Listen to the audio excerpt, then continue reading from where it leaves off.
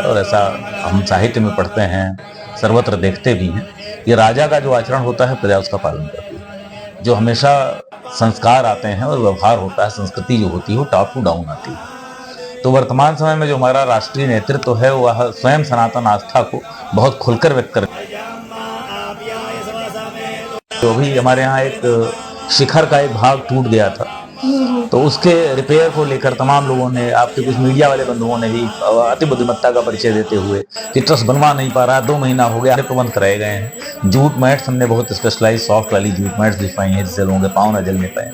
ये सारी व्यवस्थाएं धाम में की है। सुगम दर्शन में, ताकि हमारे दर्शकों को समझ पाए, सुगम दर्शन की एक व्यवस्था बनाई गई है। सुगम दर्शन का मतलब हुआ जब कोई व्यक्ति बहुत जल्दी में हो, किसी समस्या में हो, या कई लोग जाते थे सुबह 4 से 5, शाम 4 से 5 एक अलग से काशी द्वार की स्थापना की गई है। जिस श्रावण मास और महाशिवरात्रि पर जो भी भीड़ देखी जाती है, जो भी श्रद्धालुओं की संख्या देखी जाती है, वो सारे रिकॉर्ड इस बार महाकुंभ में प्रतिदिन टूटे हैं, 3 महीने लगातार टूटे हैं। और आपके चैनल के माध्यम से पूरी जिम्मेदारी से पूरे नमस्कार, मैं साक्षीवल, आप देख रहे हैं जयदेश न्यूज। काशी विश्वनाथ के सीईओ विश्वभूषण मिश्रा सर हमारे साथ मौजूद है। हम उनसे जानेंगे बहुत सारे मुद्दों पे, जैसे कि उन्हें किताब लिखने का बहुत शौक है, व्यवस्था के बारे में जानेंगे काशी विश्वनाथ के, और भी तमाम मुद्दों पे खास बातचीत करने के लिए सर बहुत बहुत स्वागत है जयदेश न्यूज में। हाँ, धन्यवाद, आपका स्वागत है। सर, जैसा कि आपका ये जो कहाँ से स्टडी हुआ, कहाँ से इंस्पिरेशन मिला, और ये सफर कैसा रहा यहाँ तक का? स्टडीज के बारे में मेरी जो प्रारंभिक शिक्षा थी वो प्राथमिक विद्यालय से हुई थी। तो सरकारी स्कूल होते हैं, और मिल्कीपुर में एक अयोध्या जनपद में मिल्कीपुर एक कस्बा पड़ता है, तो वहां से पढ़ाई हुई। उसके बाद नवोदय विद्यालय अयोध्या से पढ़ाई हुई, फिर लखनऊ विश्वविद्यालय, बाद में दिल्ली विश्वविद्यालय। यहाँ तक का सफर कैसा रहा सीओ तक का? सीओ तक के लिए कई परीक्षाओं में एक साथ सिलेक्शन हुआ था। उस समय जब परीक्षा दे रहे थे तो मुझे याद है कुल 13 सिलेक्शन हुए थे। उसमें सिविल सर्विसेज में भी अलाइड सर्विस मिली थी, डिफेंस अकाउंट्स में मिला था मुझे 2010 वाले बैच में। 2009 का एग्जाम ईयर था पीसीएस का, पहले प्रयास में इसमें तीसरा स्थान था। तो ऐसे ही कई सारी जगहों पर हुआ था। तो पीसीएस की सर्विस हमने प्रेफर की, यहाँ पर भी काम कर रहे हैं। शुरुआत में एसडीएम रहा, गाजीपुर से ज्वाइनिंग हुई, उसके बाद मथुरा में एसडीएम रहे, फिर लखनऊ में कई सारे विभागों में एडिशनल डायरेक्टर एग्रीकल्चर रहा, एलडीए में रहा, जिला प्रशासन में एडीएम रहा, एडिशनल डायरेक्टर सिविल एविएशन रहे, एडिशनल कमिश्नर वाराणसी के रूप में 2022 में नियुक्ति हुई थी, और 2024 के जनवरी माह में यहाँ पर सीईओ का पदभार मिला है। जैसा कि सुनने में आता है कि आप किताब भी लिखते हैं, कि उसका विषय क्या है और कौन कौन सी किताब पब्लिश हुई अभी तक? लेखन अभिरुचि का प्रश्न है, तो उसमें चूंकि प्रारंभ से ही साहित्य में रुचि रही थी, तो किताब एक दिन में तो लिखने वाली चीज होती नहीं। जो पहली किताब हमारी प्रकाशित हुई है वो उसका पढ़ाई के समय से ही, जो उसका शीर्षक है मैंने अनुभव से सीखा है। तो मैंने अनुभव से सीखा एक लंबी कविता है। उसका प्रत्येक छंद जीवन की किसी महत्वपूर्ण घटना पर जब कोई अनुभव हुआ तो उसको एक छंद लिखा गया, और होते होते उसका रूप बड़ा हो गया।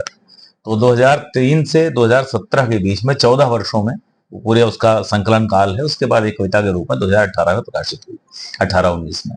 दूसरी पुस्तक जो है वो सनातन संवाद कथाएं नाम से आई है।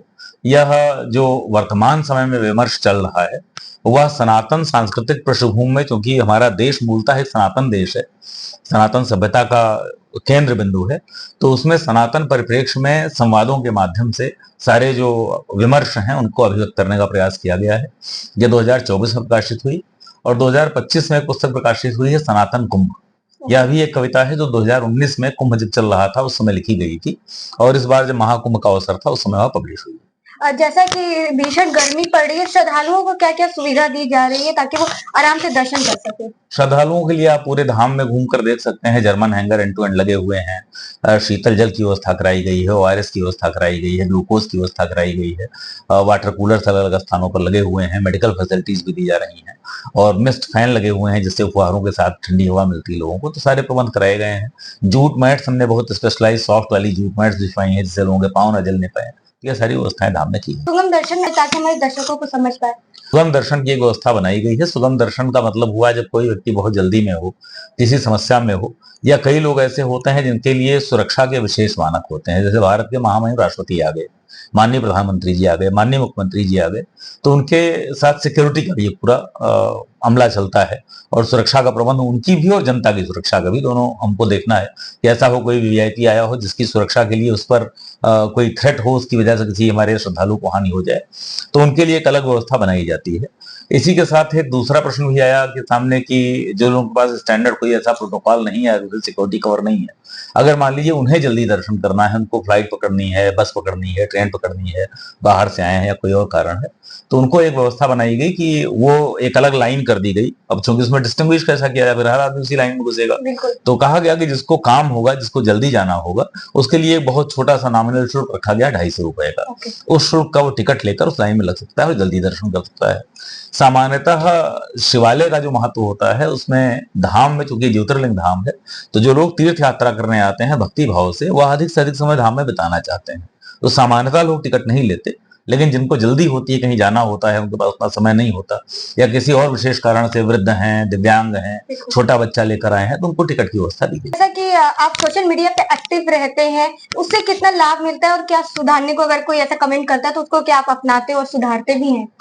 जी हाँ, बिल्कुल, अगर कोई कमेंट ऐसा आता है जिससे सुधार हो सकता हो, तो सुधारते भी हैं। बस एक समस्या ये है कि कई बार मुझे लगता है ऐसा कि बहुत मतलब कुछ शब्दों का चयन मैं नहीं कर सकता, नहीं बोल सकता। आप समझ सकते हैं कि मेरा कहने का पर्याय क्या होगा, लेकिन बुद्धि के विपरीत आचरण जो करता है उसे जो कहते हैं, तो उस तरह के कमेंट भी होते हैं। जैसे अभी कल परसों मैं देख रहा था कि हमारे यहाँ किसी दिव्यांग को अलग से ले जाकर दर्शन कराया गया, तो देखा होगा, तो उसको उठाकर हमारे कर्मचारी ले गए, दर्शन कराया।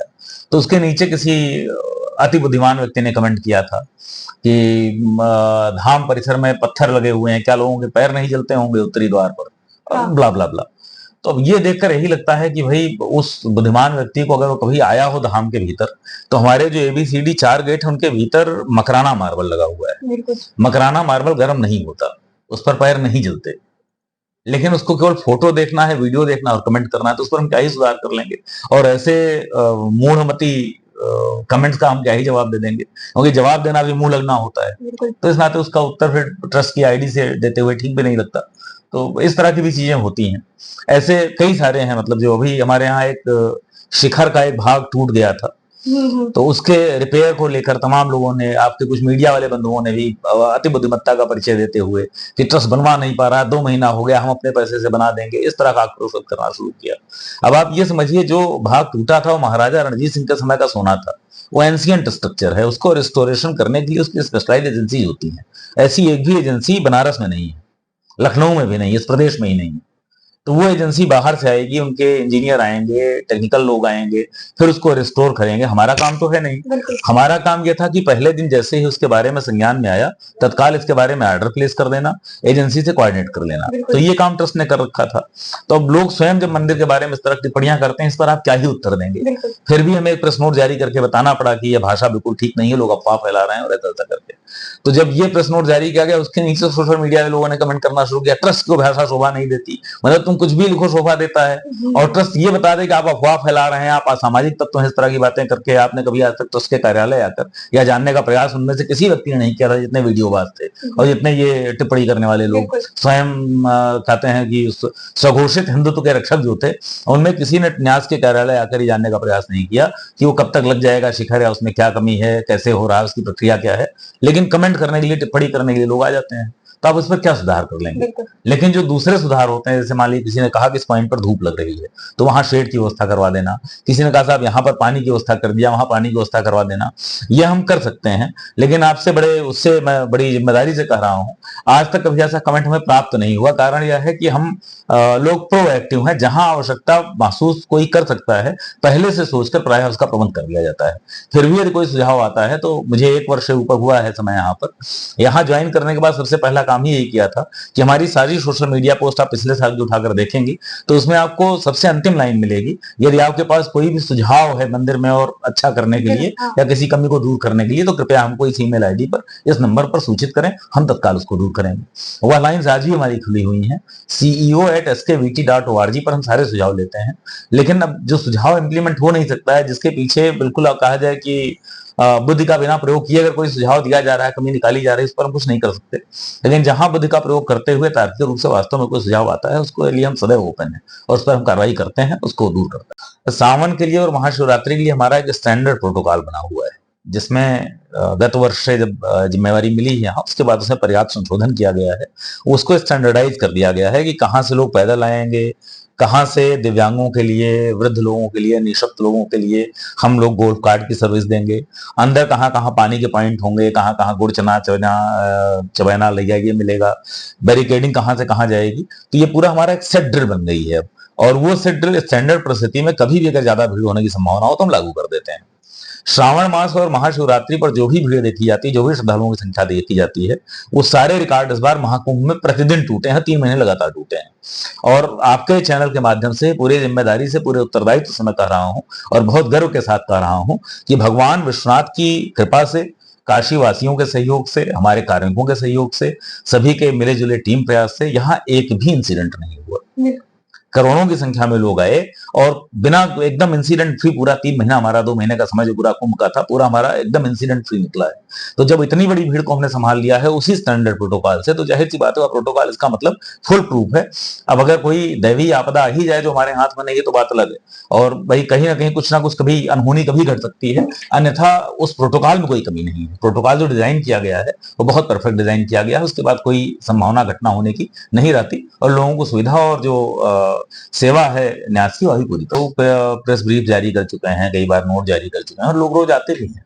सुबह 4 से 5, शाम 4 से 5 एक अलग से काशी द्वार की स्थापना की गई है, जिसमें काशी का कोई भी अपना आइडेंटिटी कार्ड दिखाकर आदमी निःशुल्क प्रवेश करके और सीधे जाकर दर्शन कर सकता है। जैसा कि अभी भारत और पाक में जो तनाव चले, क्या उसको लेके काशी विश्वनाथ मंदिर में कोई ऐसा सुरक्षा व्यवस्था सुधारा गया, उसको हाई अलर्ट पे रखा गया ऐसा? हमारा ऑलरेडी रेड जोन है, तो यहाँ पर एक स्टैंडर्ड आप जानती हैं सिक्योरिटी कवर है जो बिल्कुल 4 लेयर्स का है, तो उसकी हमने मॉक ड्रिल करके अपनी एक बार तैयारी और जांच ली थी। इसके अलावा हमारे यहाँ सारी सुरक्षा व्यवस्थाएं जो वाइटल एस्टेब्लिशमेंट है ही है, बाकी स्टैंडर्ड जो प्रोटोकॉल जारी किया गया था भारतीय सेना की तरफ से और भारतीय सरकार की तरफ से, उसका पालन करने के लिए हम लोग पूरी तरह से तैयार थे। युवा जो अच्छे तरीके से, उनको क्या मैसेज देना चाहेंगे आप? मैं संदेश देने वाला कौन होता हूँ, तो धर्मगुरु और धर्माचार्य संदेश देंगे।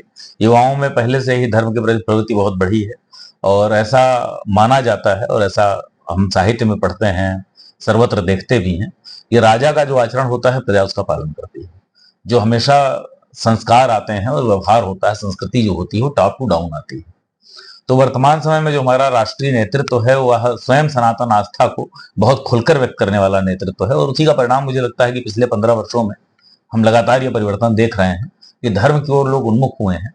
कुछ समय पहले तक टीका लगाने को लोग पिछड़ेपन की निशानी मानते थे, शिखा रखने को में लोग संकोच करते थे, धोती कुर्ता पहनने में आदमी को संकोच होता था। अब आज देखिए तो अपने पारंपरिक वस्त्र भी लोग धारण कर रहे हैं, पारंपरिक चिन्हों को भी धारण कर रहे हैं, धार्मिक प्रतीक चिन्ह भी धारण कर रहे हैं। तो यह निश्चित रूप से ऊपर से आया हुआ बदलाव है। नेतृत्व जैसा आचरण करता है, जनता वैसा आचरण उसको कॉपी करती है, उसका पालन करती है, और उसका ऊपर उसका प्रभाव भी पड़ता है। और नेतृत्व का प्रभाव फिर जो दूसरे इन्फ्लुएंसर्स होते हैं, जैसे जो फिल्म इंडस्ट्री के लोग हैं, जो खेल के लोग हैं। आप अगर कुछ वर्ष पहले तक जाइए तो देखिए 2 दशक पहले तो आपको कोई खेल हस्ती या कोई फिल्मी हस्ती आमतौर पे जल्दी मंदिरों में, या अगर जाते भी तो छुपे छुपे जाते थे, बिल्कुल वो कभी खबर नहीं बनती थी, या अपने उनका कभी मंदिर जाते हुए पूजा पाठ करते हुए फोटो नहीं आता था। फिल्मों में पूजा पाठ करने वाले व्यक्ति को, पारंपरिक वेशभूषा धारण करने वाले व्यक्ति को या तो खलनायक दिखाया जाता था या फिर विदूषक दिखाया जाता था। तो अब ये प्रवृत्तियां बदली हैं क्योंकि राष्ट्र का नेतृत्व बदला है, नेतृत्व की सोच बदली है। तो हम अगर अपने पहचान को लेकर अपने गौरव की अनुभूति को आगे बढ़ाएंगे और हमारा नेतृत्व लगातार भारतीय अस्मिता पर और सनातन अस्मिता पर गौरव करने वाला रहेगा, तो निश्चित रूप से गौरव बढ़ता जाएगा। तो इसमें मैं कोई संदेश देने वाला संदेशवाहक नहीं हूं, लेकिन युवाओं को स्वयं ही, या युवाओं को क्या देशवासियों को तय करना है, उनको अपने सांस्कृतिक गौरव को आगे बढ़ाना है, या अपने जो पहले का एक समय चल रहा था जिसमें सांस्कृतिक गौरव कहीं क्षीण हो गया था, तो ऐसे समय में जाना है, ये देश तय करता है। तो मुझे लगता है कि महादेव ही तय करते हैं, पूरे देश को एक साथ विचार देते हैं। इस तरह से परिस्थितियां बदलती हैं, काल का चक्र है, गोल गोल घूमता है, अच्छा समय भी आता है, खराब समय भी आता है। तो सभ्यता का खराब समय बहुत सैकड़ों वर्ष रहा, उसके बाद कुछ अच्छा समय लगता है कि आया है, उस अच्छे समय के हम सभी साक्षी बन रहे हैं। बहुत बहुत धन्यवाद सर, अपना कीमती समय हमें देने के लिए, और इतने प्रेरणादायक आपकी कहानी, हो सकता है कि कहीं ना कहीं युवाओं को प्रेरणा मिले। ऐसे ही तमाम खबरों के लिए आप बने रहे जय देश न्यूज के साथ।